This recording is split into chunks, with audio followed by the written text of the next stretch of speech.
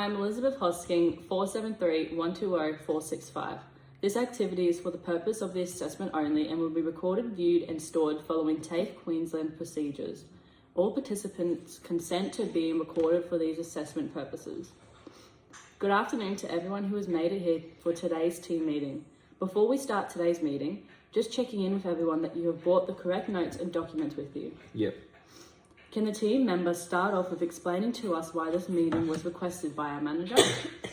This meeting has been requested by the manager approaching the team leader stating that they have concerns about our team's overall behaviour, how our team members speak to each other, and how this might be seen by our clients. In today's meeting, the team leader will be going over the code of conduct and the staff code of conduct within the workplace, while our staff communication leader will be explaining how the staff should be behaving regarding our communication policy.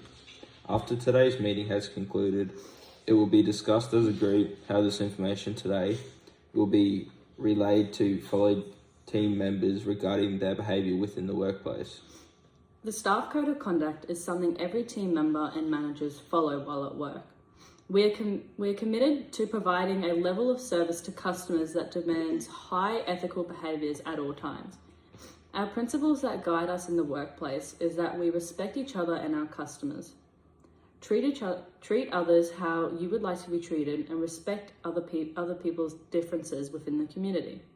All staff members are expected to be ethical and honest in all business dealings, report to work on time while showing the best of their ability. They must ensure the health and safety of colleagues and customers by reporting any matters that may threaten the health or safety of others or that may pose a risk of damage to property. While working, all team members must avoid fighting, shouting, yelling, or loud, rude, and disruptive behaviour. Gossip, sarcasm, spiteful or snide remarks aimed at other workers, customers, or any individual. Behaviour of any kind that alarms or offends customers, and that the use of or dealing in alcohol or drugs while at work or on company property. We expect cooperation from all employees in conducting themselves in a professional, ethical, and social acceptable manner of the highest standards. Any employee in breach of this policy may be subjected to disciplinary actions, including termination.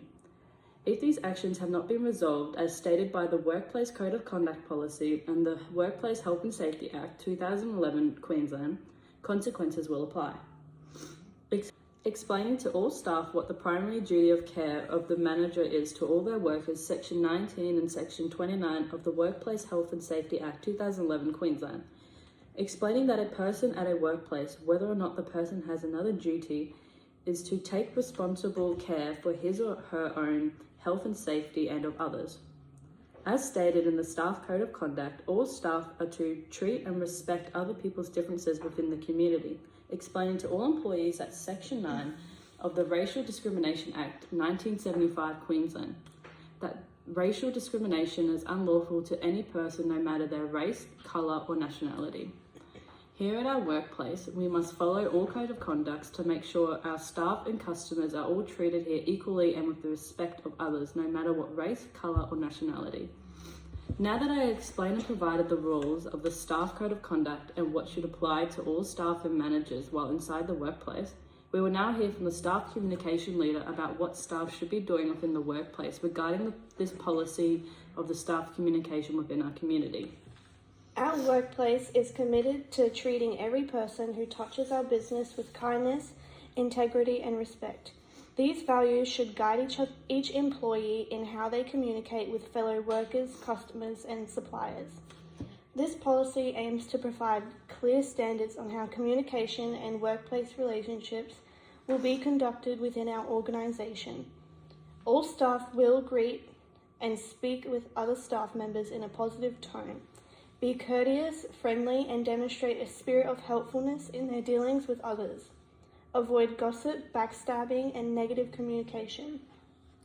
Be friendly towards new staff members and be involved in the orientation of new staff and avoid destructive criticism. Our management will support staff in their use of effective communication skills by discussing staff communication in staff appraisals. Organise regular professional development meetings for staff to discuss issues of concern, share ideas and knowledge, and receive training for new procedures/policies.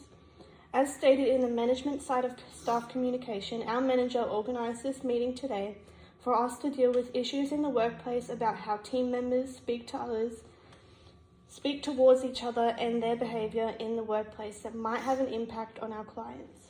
By us having this meeting and discussion, the communication policy, our management will also be available for counselling or confidential advice/support when issues between staff members arise. As we have discussed, the staff code of conduct and communication policy, we have to come up with ways we can get these messages across to all our team members. We must make sure that we include everything that has been said here today in this meeting, and that everyone understands that while working for this company, they understand and will cooperate with the guidelines met in the code of conduct and policy. Does anyone have any ideas of how we can do this? We could gather in small groups at a time and provide them with a PowerPoint about the staff code of conduct and communication policy within the workplace, and explain to them that any staff member who wishes to go against our policies can be terminated or receive a consequence. We could also print out copies of both policies and hand them to each team member so that they can go over it in their own time. That way they don't have an excuse when going against the policies, as they should have read them at home. Both great ideas. I suggest we make copies of the staff code of conduct and communication policies to hand to each staff member, while also doing a group presentation to help them understand the policies better, and if they do have any questions, they can ask them then and there. Before we conduct this meeting, you both did a great job with your part of the meeting and coming up with ideas to help get the message across to all staff members. Do either of you have any questions before we conclude? No. Thank you both today for coming to this meeting, and we'll be in touch about group presentations and when we'll be doing them.